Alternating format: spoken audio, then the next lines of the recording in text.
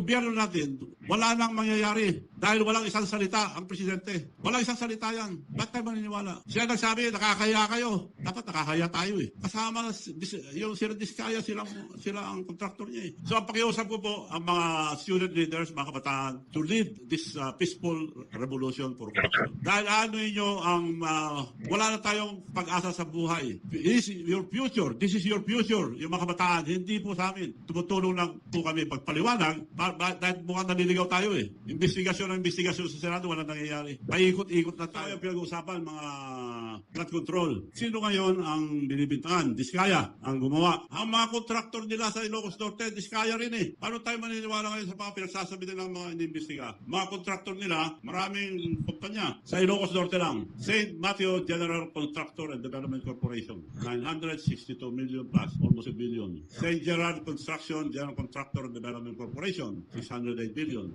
Alpha and Omega General Contractor and Development Corporation, St. Timothy Construction Corporation. Apat ito sa Ilocos Norte. Paano nila hindi alam ito? Probinsya niya ito. Paano tayo maniniwala ngayon kay Presidente?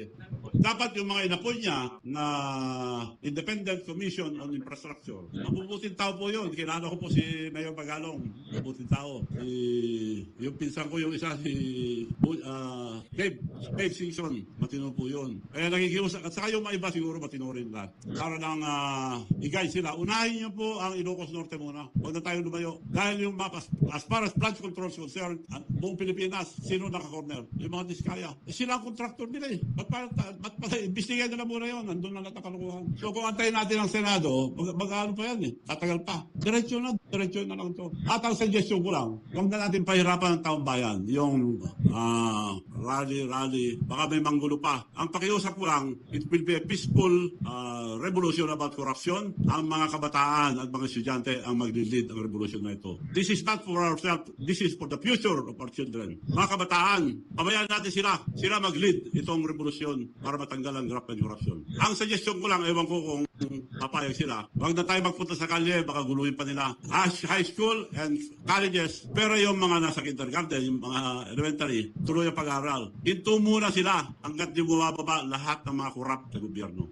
Ngayon, kung ayaw nila mag-resign, sila nagpapahirap sa mga estudyante. Kaya nakikiusap ako sa mga kabataan, mga student leaders, tumayo kayo dahil karapatan nyo to, dahil kinabukasan nyo to. Hindi po para sa amin, tumutulong lang po kami dito sa inyo. Ang mga opisyal naman, mga military and police, generals, mga officials, pabayaan nyo po yung mga anak nyo sumama sa protesta ng korupsyon. Huwag nyo silang pigilin para walang gulo. So yun po ang aking suggestion sa mga kabataan. Huwag na lang sila pumasok muna, magbakasyon muna sila. Kung hindi alis,